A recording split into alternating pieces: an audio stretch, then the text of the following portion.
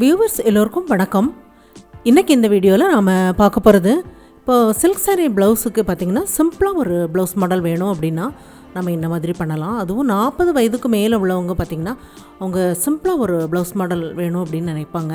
அவங்களுக்காக இந்த மாடல் பண்ணுறேன். அது எப்படி பண்ணலாம் அப்படிங்கிறதும் இந்த வீடியோவில் நம்ம பார்க்க போகிறோம். காப்பர் ஜரி உள்ள சில்க் சாரீ. இப்போ இது முந்தான பகுதி.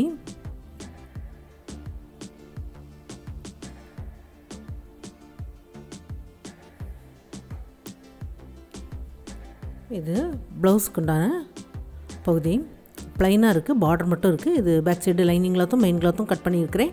ஒரு பேப்பர் கேன்வாஸை ரெண்டாக மடித்து நம்ம நெக்கோட அகலத்தை அடையாளப்படுத்தலாம். 3 இன்ச்சுக்கு அடையாளப்படுத்துகிறேன். நெக்கோட உயரம் 9.5 இன்ச்சு அடையாளப்படுத்துகிறேன். நெக்கோட அளவு உங்களுக்கு எவ்வளோ தேவையோ அடையாளப்படுத்துங்க. இந்த சைட்லேயும் நம்ம 3 இன்ச்சுக்கு அடையாளப்படுத்திட்டு எப்போதும் நெக்குக்கு வரைகிற மாதிரி வரைஞ்சிருங்க. இந்த கார்னர்லேருந்து மேலே 3 இன்ச்சுக்கு அடையாளப்படுத்தலாம். வெளிப்பக்கம் 3/4 இன்ச்சுக்கு அடையாளப்படுத்துகிறேன். கீழே நமக்கு அந்த டிசைன் வரப்போகுது 1.5 இன்ச்சுக்கு அடையாளப்படுத்திடலாம். இந்த சைடில் அப்படியே வரைஞ்சிட்டு இந்த பக்கத்தில் நம்ம ஒரு வளைவாக ஒரு லைன் போட்டுட்டு அதுக்கப்புறம் நெக்கு பகுதியை அடையாளப்படுத்தலாம். இந்த சைடில் நெக்கோட அளவு வந்து இந்த மாதிரி தான் வரும். இது ஒரு இலை வடிவமாக வரைகிறேன். இப்போ நம்ம வரைகிறது தான் நெக்கோட அளவு. இந்த சைடில் ஒரு சின்னதாக ஒரு டிசைன் வரும். இப்போ இதுக்கு வெளிப்பக்கம் 1 இன்ச் அளவு கேன்வாஸ் இருக்கிற மாதிரி கட் பண்ணிடலாம். இப்போ உள்பக்கம் நம்ம வரைஞ்ச பகுதியை அப்படியே கட் பண்ணி எடுத்துடலாம்.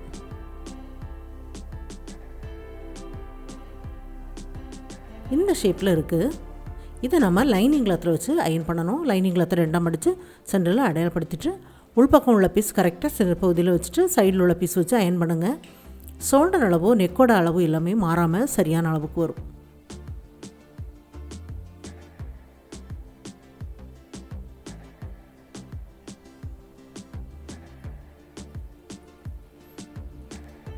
இந்த கேன்வாஸ் பகுதியில் அப்படியே தைச்சி விட்டுருங்க.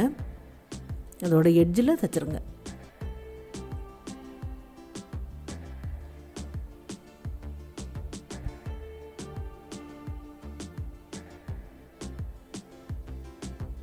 இப்போ மெயின் கிளாத் வைக்கலாம். அதுக்கு மேலே லைனிங் கிளாத் வைக்கலாம். ரெண்டையும் சேர்த்து ஒன்று போல் வச்சதுக்கப்புறம் நேராக ஒரு தையல் தைச்சிட்டு அதுக்கப்புறமா கேன்வாஸ் பக்கமாக ஜாயிண்ட் ஆக்குங்க. இப்போ கேன்வாஸில் தையல் படாமல் உள்பக்கமாக அப்படியே ஜாயிண்ட் ஆக்கிடுங்க.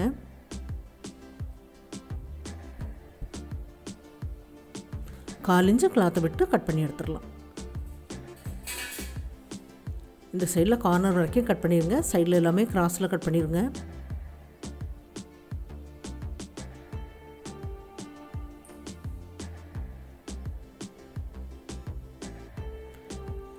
லைனிங் கிளாத்தை அப்படியே நம்ம அடிப்பக்கமாக திருப்பி விட்டுறலாம். நல்லா திருப்பி விட்டு இந்த நெக்கோட எட்ஜில் ஒரு தையல் தைச்சிடலாம்.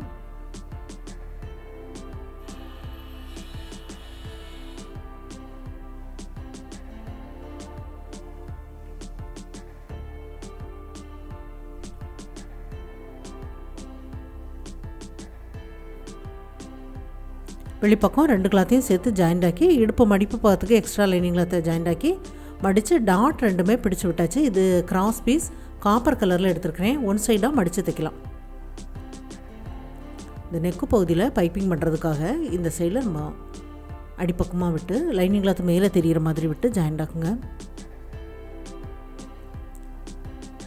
இந்த பகுதி வரைக்கும் தைச்சிட்டு அப்படியே நம்ம எடுத்துடலாம்.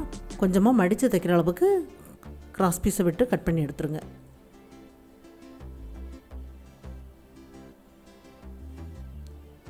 கொஞ்சமாக மடித்து அடிப்பக்கம் திருப்பி அப்படியே பைப்பிங் பண்ணிடலாம்.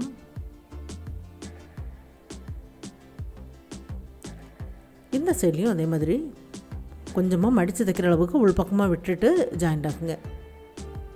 இதில் 2 சைடில் நம்ம மடித்து தைக்கிற அளவுக்கு விட்டு ஜாயிண்ட் ஆக்கணும்.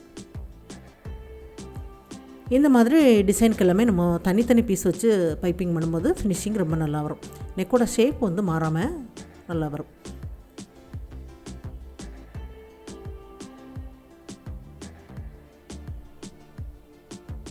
கொஞ்சமாக மடிச்சுட்டு அடிப்பக்கமாக திருப்பி விட்டுருங்க.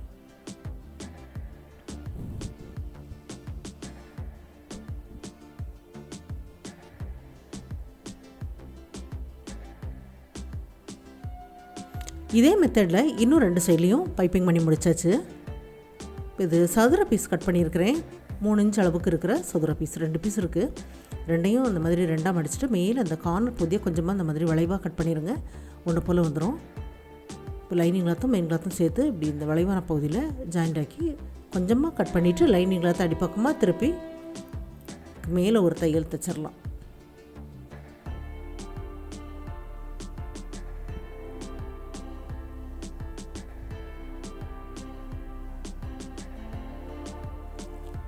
இந்த முதுகு பக்கத்தில் நம்ம 1.5 இன்ச்சுக்கு அந்த டிசைன் வர பகுதி விட்டு நம்ம கட் பண்ணியிருந்தோம் பாருங்கள், அந்த பகுதியில் வச்சுருங்க. 1.5 இன்ச்சு கரெக்டாக பார்த்துட்டு இந்த பார்டர் பகுதியை அதில் வச்சு ஜாயின் ஆக்கிடுங்க.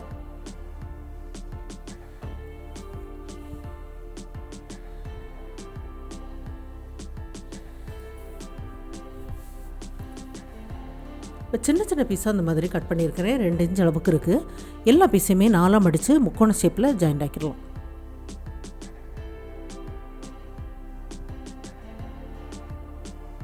எல்லாமே தைச்சி முடிச்சாச்சு. தைச்சதுக்கப்புறம் இந்த பகுதியிலிருந்து நம்ம ஃபஸ்ட்டில் நம்ம கேன்வாஸில் நம்ம அந்த மாதிரி வளைவாக வரைஞ்ச பாருங்க, அதே மாதிரி இந்த கிளாத்தில் இப்படி வரைஞ்சிருங்க. ஒரு சைடில் நம்ம வரைஞ்சிட்டு அந்த இன்னொரு சைடும் பதிகிற மாதிரி அப்படியே எடுத்து பதிச்சிருங்க.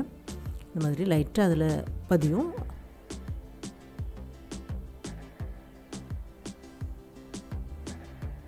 இப்போ இந்த பகுதியில் இந்த முக்கோண பீஸ் வச்சு ஜாயிண்ட் ஆக்கலாம். ஒரு பீஸ் முடிகிறதுக்கு முன்னாடி இன்னொரு பீஸ் விட்டு அந்த லைனில் அப்படியே ஜாயிண்ட் ஆக்கிட்டே வாங்க.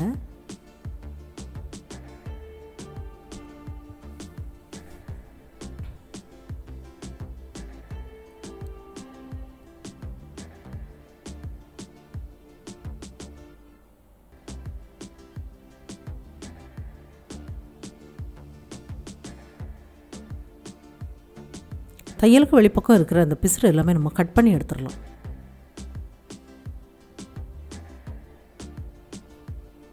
எல்லாமே கட் பண்ணி எடுத்தாச்சு. இது கிராஸ் பீஸ் 2ஆக மடித்து 1/4 இன்ச் அளவு தைச்சிடலாம்.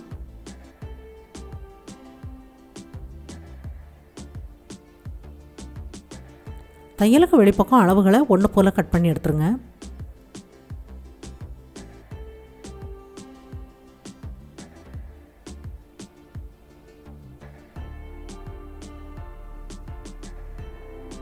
இப்போ இந்த சைடில் இந்த நெக்கு பகுதியில் பைப்பிங் பக்கம் மடிப்பு பக்கம் வர மாதிரி அப்படியே வச்சு ஜாயிண்ட் ஆக்கிடலாம். இந்த சைடில் இந்த முக்கோண பீஸ் இருக்குது பாருங்கள், அதுக்கு மேலே அப்படியே ஜாயிண்ட் ஆகிற மாதிரி அதுக்கு தகுந்த மாதிரி அந்த முக்கோண பீஸ் கொஞ்சம் மேலே ஏற்றியே வச்சு ஜாயிண்ட் ஆக்கியிருக்கிறேன்.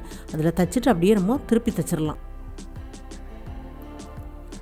முக்கோண பீஸோட தையல் லைனும் இதோட தையல் லைனும் ஒன்று போல் வரணும். அப்போ தான் நம்ம திருப்பி தைக்கும்போது அந்த பிசுறு அதுக்கு உள் பக்கமாக போகும்.